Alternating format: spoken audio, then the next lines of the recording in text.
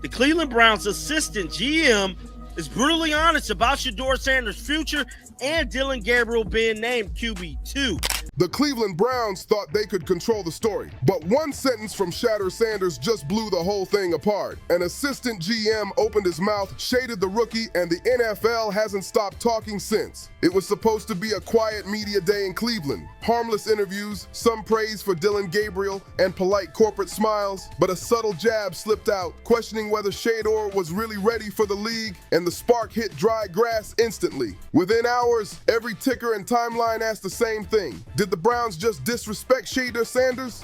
Most rookies would have stayed quiet, smile for the cameras, let PR mop up, move on. But Shadour isn't most rookies, and he doesn't do quiet. He looked straight at the noise and dropped a truth bomb. Calm, sharp, fearless, that made Cleveland's front office scramble like they'd seen a ghost. No scripted apology, no forced humility, just poised so steady it froze the building in place. The locker room shifted, the fans split, and the league asked a question it wasn't prepared for. Is the NFL ready for a quarterback who refuses to play by old rules? It began like any other press day, cameras flashing, mics lined up, a front office selling another weird building story, but the message inside those polished quotes was off. They kept hyping Gabriel. He's earned QB2. He's ahead in the playbook. He's more consistent. And anyone who knows league politics heard the subtext loud and clear, Shadow's not our guy. Then an assistant GM got too comfy and let the mask drop, hinting Shadour might not be NFL ready. His confidence from the family name, not the game. One line on the record, and boom, the fuse lit. By sunrise, headlines were locked. Browns insider questions, Shadour's readiness. The building panicked, PR tried to contain it, players whispered, reporters circled, and social went nuclear with clips, edits, and fan wars that didn't sleep. Some called it honest scouting, but most saw it for what it was, a slick shot at the Sanders name. And for Shadour, this wasn't some random comment. It was personal. He's heard the labels for years. Too confident, too flashy, product of his dad. Day was pretty much media day for the Cleveland Browns front office, man. A couple of guys came out and spoke to the media, and they were speaking very highly about Dillon Gabriel. They let it be known he is definitely QB2. He's better than I feel like it's a slap in the face to the Cleveland Brown fans and to the Sanders family.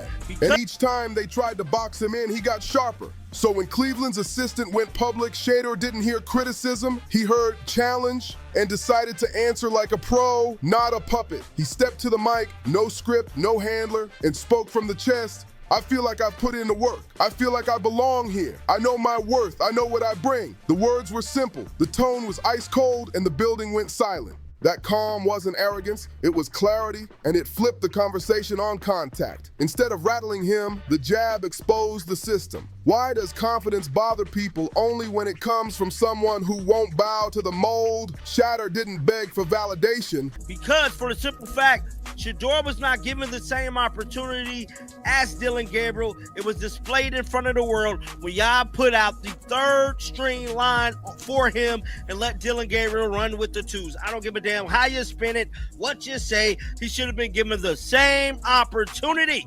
If this was a true competition and Shador truly had to earn for everything validation, and he didn't chase approval. He set the standard and made the league react to him. Real ones felt it. If you want straight up breakdowns with zero fluff, hit subscribe now so you're locked in when this saga swings again. Before the Cleveland chaos, you have to understand why his name shakes rooms. Most players earn headlines with what they do on the field. Shadour makes noise just by walking in. Magnetic presence, AI clean mechanics, calm under pressure like he's built from 2-minute drills. The control is the flash, no theatrics needed, just a laser show with timing to match. Off the field, he's already a brand, deals, style, followers before a single NFL snap, and he actually understands the business behind the game. In a league where image equals leverage, he holds cards veteran stars beg for and still doesn't waste words. The last name matters.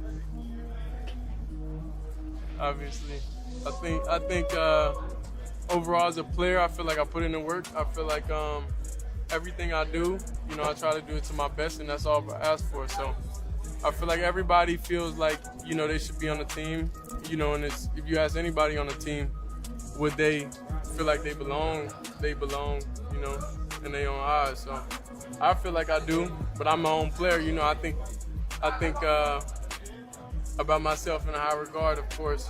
So It's not my. The last name matters, sure, but he isn't copying Prime. He's evolving the blueprint, authentic and dominant instead of loud and performative. So when a Browns exec questioned whether he's ready, it wasn't just disrespect, it was delusional. He's been prepping for this stage his whole life, and he's not trying to fit the NFL's old system. He's bending it. If there's a franchise that knows how to ruin a good thing, it's Cleveland, and that's not slander, that's history. Tim Couch, Brady Quinn, Johnny Manziel, saviors arrived, then vanished. The real Sanders.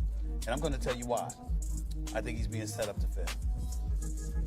That's right, I'm going to say it. Okay, we are on national television, right? There's been 11 practices, if I remember correctly. He's been starting against, he's been playing against the third unit. He's fourth on the depth chart. The real issue isn't bad luck, it's culture. A setup that punishes leadership if it isn't quiet and smooth, then asks why the spark keeps dying. Shadour is the opposite of quiet, and that's why this clash hit like thunder. So when that assistant took his swipe, folks felt deja vu. Another talented quarterback walks in with swagger, and Cleveland flinches. Only this time they picked the wrong dude to underestimate. He doesn't crumble under dysfunction, he cooks in it. The moment the quote hit the web, everything exploded. Sports shows looped the take. Analysts argued for hours, and hashtag respect Shadour started trending before the building realized the blaze had jumped floors. Fans split. Half cried disrespect, half said earn it. But everyone agreed on one hard rule. You don't poke a Sanders and walk away clean. And here's the twist. Shadour didn't pour gas on the fire, he controlled it. And then suddenly you throw him into the start lineup, and he hasn't had any reps with the first team at all. Think about that. So you're just gonna throw him to the wolves like that, huh? I mean, you know, if he had first team snaps in practice. Sounds like every reply, kept it measured, and managed perception like a vet. Because controversy doesn't destroy stars, it creates them when the star stays composed. Then the debate shifted off stats and onto character, confident or cocky. And the double standard got loud. A quiet quarterback speaks up in its leadership. Shadour speaks up in its distraction. They say they want authenticity. What they really want is obedience. Smile, nod, say, I'm just focused on the team, and don't challenge the hierarchy. But Shadour isn't interested in playing the puppet show. He knows his worth, and that scares people who depend on control. His confidence isn't empty, it's earned, built from film nights, pocket hits, and lights he didn't ask for, but handled like he was born under them. Fake arrogance fades, real confidence lasts, and this is the real thing. Zoom out, Shadour isn't just an athlete, he's an enterprise. Every move feels intentional, quotes, fits, posts, strategy, not noise. Most rookies chase endorsements. He attracts them because his voice moves markets. Not just chains. In the modern NFL, your image is currency, and his value spikes every time he speaks with precision. Then came the setup, the classic limited reps with the 2s and 3s, tossed into choppy drills, then told to prove it. Analysts clocked it immediately. You don't test top shelf talent like that, you bury it. Still, he didn't complain, didn't post smoke, didn't pout. He showed up, ate the hard snaps, and kept the tempo even when the deck was stacked. That made it worse for Cleveland because even in a tilted script, he stayed calm, professional, and dangerous. The message was clear. You can try to box him, but you won't box him in. Sounds like the Cleveland Browns are going to all but imprison Shedeur Sanders in the football sense of a very talented rookie quarterback who obviously needs reps. Needs an opportunity, and who now, barring some miraculous luck, will not get the opportunity to play in a single real game. He turns every jab into jet fuel. He doesn't run from criticism. He studies it. He rewinds, corrects, and returns sharper, which is why his confidence reads as work ethic, not ego. Behind that engine is a father who taught him to send pressure back to sender. Prime didn't raise a complainer, he raised a mirror. Cleveland tried to test him, they ended up building him. You don't break a storm that can become one, and Shadour can flip the weather on cue. Meanwhile, the Browns machine did what it always does. Tried to manage the moment and accidentally created a movement. The more they talked around him, the more the league talked about him. The more they hyped Gabriel on safe terms, the more the city asked why number. 14 wasn't getting real looks with real weapons. The more they tried to control the message, the more it slipped through their their fingers like confetti at a parade they didn't plan. This isn't just football. This is power, perception, and a rookie who understands both. He doesn't need to win a press conference. He needs a fair rep with the ones, and when that happens, the tape will speak in surround sound. Inside the building, you can feel the ground moving. Defensive leaders tired of carrying dead drives, vets side-eyeing the depth chart, assistants debating behind closed doors, and ownership allegedly asking harder questions than the media ever gets to ask. The fan base has turned into the fourth phase, loud, organized, relentless, and the play it safe line doesn't land anymore. Cleveland wanted calm, it got a clock, and the tick is getting loud. Game. I'm sure many around the NFL are celebrating as we speak. They are chuckling about this. Many in the NFL wanted to teach Shadour and his daddy. The old curse here was never just bad luck. It was bad timing and fear. Pick safety, sell hope, repeat the loop. Shadour breaks that pattern because he forces timing to meet talent, not the other way around. The solution isn't tricky. Put both quarterbacks in the same script with the ones, same calls, same situations, and let the tape decide while the locker room watches a process it can trust. If Gabriel wins it clean, say it clean and ride it. If Shador flips the field in the sideline, say it loud and build around it. Clarity heals, confusion kills. And if you're rocking with honest breakdowns and instant updates when this depth chart finally budges,